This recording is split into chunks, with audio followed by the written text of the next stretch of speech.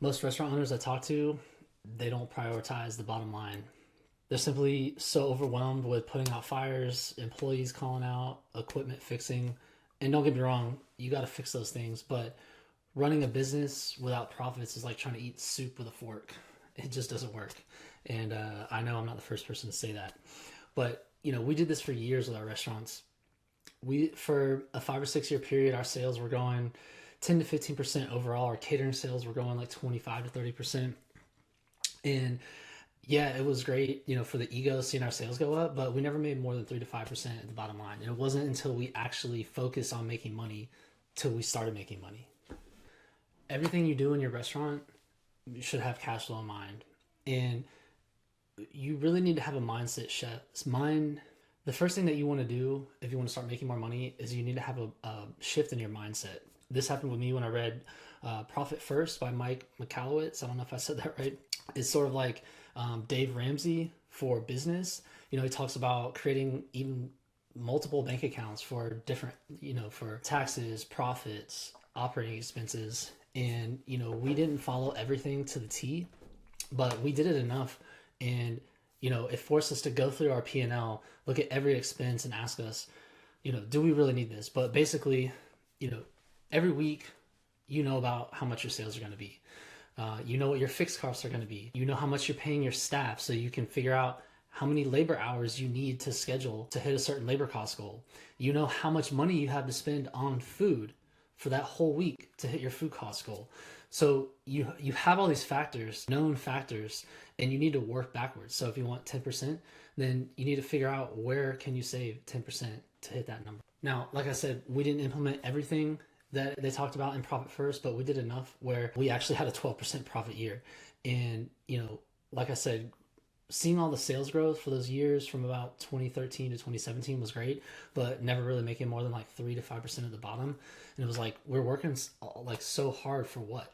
And to have a 12% year, and that was kind of like right when inflation started going off, but we still backed it up with two 10% years back to back after that. I can just tell you, operating at that level, not having to worry about cash flow is such a game changer. All right, so if you're looking for a quick, easy win that you can literally implement overnight, you just need to find the right provider, implement dual pricing.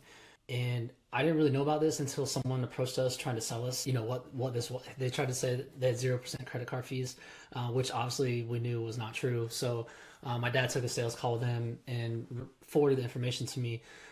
We quickly realized that they were just passing off the credit card processing fee to the customer by adding a small charge to every ticket. As soon as I realized that they were doing this, called up our POS provider and said, hey, can we do this? And they're like, yeah, sure. We call it a non-cash adjustment. So the only thing that you have to do is put a sign up on the front door and where the customers check out, just saying, hey, the prices listed are for cash only. If you pay with a credit card or debit card, there'll be a small fee added. Basically, we did 3.99%. But let me just tell you, when we were first considering this, we had the same doubts as you probably are right now. Like, do I really want to be the asshole pushing this off to my customer? But, this was right when inflation was going up. We're still recovering from COVID. And we decided, you know what? We're taking on all the risk. We're providing jobs. Like, why should we pay the convenience fee for our customers to use a credit card? And depending on the month, we were paying $4,000 to $5,000 in credit card and merchant processing fees. So to see that disappear overnight was a huge jump in cash flow. Instantly 2.5%, or whatever percentage of your credit cards sales are, that's gone overnight. You really want to make sure that your staff is well trained. Don't let them tell people like, hey, if you're paying cash, it's this price. If you're paying credit card, it's this price. Just have them ask the customer, cash or card, and then they give them one price. The other thing is people don't really notice. Depending on what your average ticket is, you're talking about 50, 60 cents.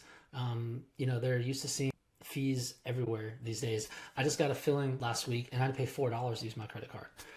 So there's no reason why someone can't pay 50 cents to use their credit card at your restaurant. The next thing that can have the biggest impact on your bottom line, again, overnight without having to change anything operationally, is just make sure your pricing is right. We were guilty of it for years. We were nervous to raise our prices. We thought our customers would, all of a sudden stop coming and see us overnight, which of course never happened. And again, we had this mindset shift after COVID where we needed to pay ourselves first. So the first thing you need to make sure, if there's any competitors in your area, if they're selling a certain item that you also sell for this price, you definitely don't want to be lower than them. That's just basic economics right there. The other thing is, if you've never costed out your menu, which is, take every item on your inventory, break it down to the smallest unit by what you pay for it, and then actually plug it into your recipes to see how much your food. This is a great exercise to run at least once a year. Besides paying attention to the actual food cost percentage, you need to see what puts the most dollars in your drawer. We could sell a jumbo rib plate for $20 and it's going to put, $12 in our drawer, but it's got a 40% food cost. Or we can sell, a small pork sandwich that's got a 20% food cost that's only going to put $2.50 in our drawer. So what would you rather have? So it's not always just about the lowest food cost percentage. You also want to think about what puts the most dollars in your. You can even, if you do this correctly the first time, you can build a spreadsheet so that all you have to do is update the current prices of your menu, and then you'll have this updated on demand. So then you could probably update it once. All right, now that you've taken care of 2 quick wins with dual pricing and making sure your prices are correct, the next thing that you can do that has the highest impact is start building your customer database. If you're using any kind of modern POS, you probably already have thousands of customers sitting there that I'm assuming, if you're watching this video, you probably don't talk to very often. But, back in 2010, I came back to help my dad's restaurant from public accounting and realized we had no concept of marketing. And I started reading everything I could get my hands on. And I started noticing a common thread, and that was direct marketing. Build a customer database and essentially hammer that customer database until they unsubscribe.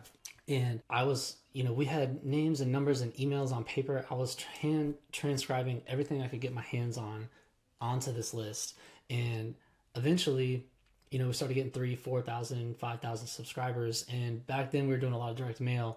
And every time we'd send out a postcard, we'd see our traffic spike for the next 7 to 10 days. And once that started happening, I was hooked. We were running anything and everything to try to get people to subscribe. We were running contests, doing giveaways. We had comment cards in the restaurant they could fill out and subscribe. We even had just a basic spreadsheet by the checkout, like, hey, write your name and email on here. And then we would hand subscribe those. So there's a lot of things that you can do these days, especially with the internet, to make it a lot easier to, 1, collect that information from people, and 2, communicate with them.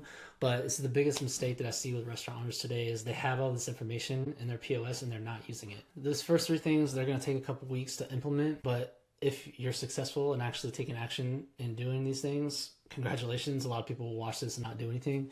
But, hopefully, as your database grows, as you continue to talk to your customers, you'll notice that they start coming back in more frequently, which means you're busier. Or maybe you're promoting catering and now you've got bigger average tickets coming in. So then to continue to scale, and I didn't realize I was doing this when I did this over the last decade, you need to hire to replace yourself. Anytime I started spending more than 20% of my time on something, I was trying to pass it off to somebody else. And definitely made the mistake of trying to hire for a whole role, like a catering sales manager or another manager, when we weren't ready for that. So I encourage you, start writing down everything you do every day for a week in 15-minute increments, like everything you do. And I promise you'll find stuff that you can hand off to someone else. The only things that you should keep for yourself are things that you like doing and they also make you money. If they make you money and you don't like doing it, then you should find someone who's capable in your restaurant that can handle that task. If it doesn't make you money and you don't like doing it, then you should either stop it or, again, hand that off to somebody else. If you like doing it and it doesn't make you money, then just consider that an investment of your time and yourself. By shifting your mindset, again, to replace just certain tasks that you're responsible for, can you just offer a team member an extra $1 an hour to take over this task? Or can you just give them an extra 5 hours a week? Now you're not having to commit to hiring another individual for 25, 30, 40 hours a week. You just need someone to take over this task. And if it's some kind of admin task that they don't need to actually physically be in the store for, I encourage you to look online. There's a lot of offshore talent that you can pay $6, $7, $8 an hour, for these tasks to take it off your plate. All right, this next tip that's going to help you make more money is probably where I'm going to get the most pushback, but from my experience, it was well worth it. And this is switching from a bi-weekly payroll to a semi-monthly payroll. And the reason being is when you're on a bi-weekly pay schedule, there's 2 months out of the year that has 3 pay cycles. And I don't know about for you, but for us, we'd have a couple months leading up to it where it looked, awesome. We had cash flow, and then bam, that month would hit. And, after by the end of the month, we're scraping, trying to find cash just to make that third payroll. So really, there's a lot of uneven cash flow with that way. Even if you do a weekly pay system, there's probably gonna be 4 months out of the year that you got pay period in the month. So the way you can smooth that out is by switching to semi-monthly. So you're only paying twice a month. And the way we did that is the pay period that runs from the 1st to the 15th of the month, we paid on the 20th, and the 16th to the end of the end of the month, we paid on the 5th. So on average, you had 15 days in the pay period, but sometimes there was 14, sometimes there was 16. So, there's a couple extra days, a couple of things that you have to explain a little bit to the staff, because if their schedule falls right and there's 16 days in the pay period, they could technically have like 96 hours on a paycheck without having overtime. If the days fall correctly, you still check for overtime on a weekly basis. We did Sunday to Saturday. So any Saturday that finished in the pay period, we were checking that week for overtime. So there's a little bit of an adjustment, but again, it really smooths out the cash flow. You're not going to have like those huge months of profit, but you're also not going to have those huge months of negative cash flow when you have a third pay period. So that was kind of a lot. It's probably about 6 months of work if you do all of this, but I promise you, if you actually do everything, you're going to add at least 5 to 7% to the bottom line. So let me know any questions in the comments below, and good luck.